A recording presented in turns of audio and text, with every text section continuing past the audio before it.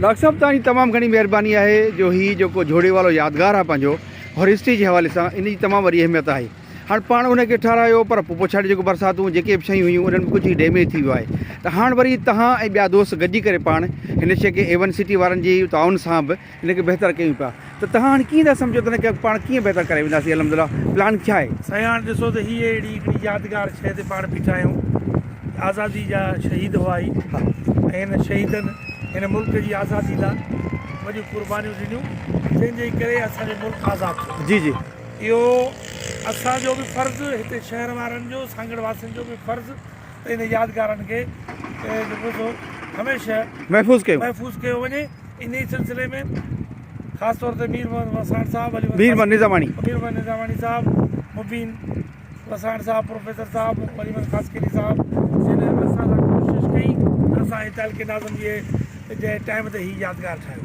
अॼु हिन जी हालति थोरी मरमत जे क़ाबिल थी आहे त हीअ जेको A1 सिटी वारनि प्लाटिंग जेका कनि पिया A1 सिटी वारा, इहे बि हिन खिते जा ज़रख़ेज़ खिते जा औलाद आहिनि। हिननि खे बि उन आज़ादी जो जज़्बो आहे।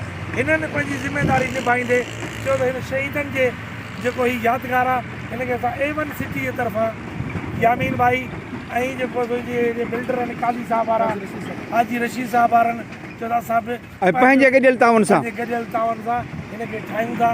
इहा हिननि जी बि महिरबानी आहे, हिननि जो फ़र्ज़ु बि आहे। इंशाअल्लाह ताला हीअ यादगार आहे।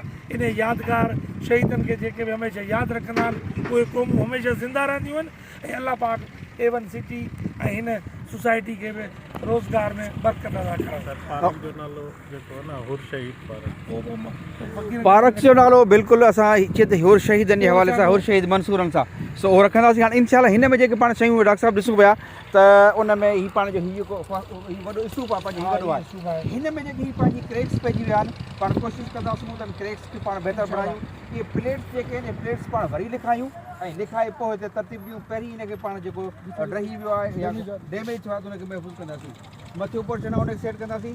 ॿियो चइनी पासनि खां जेको ही ग्रीनरी हवाले सां जेको कनि था सो कमु बहितर आहे। स्टेज जो जेको कमु आहे इहो पाण खे करे पाण गॾिजी कंदासीं। स्टेज तमामु ज़रूरी आहे।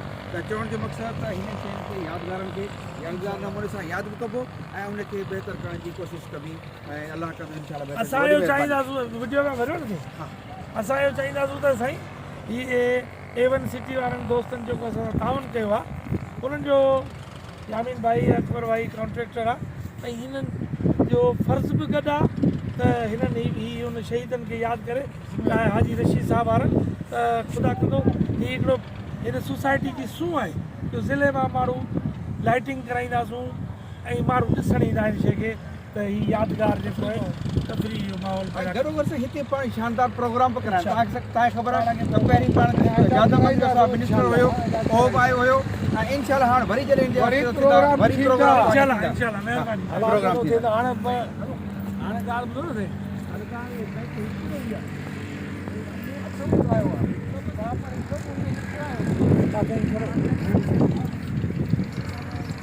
साईं वलीमत महिरबानी।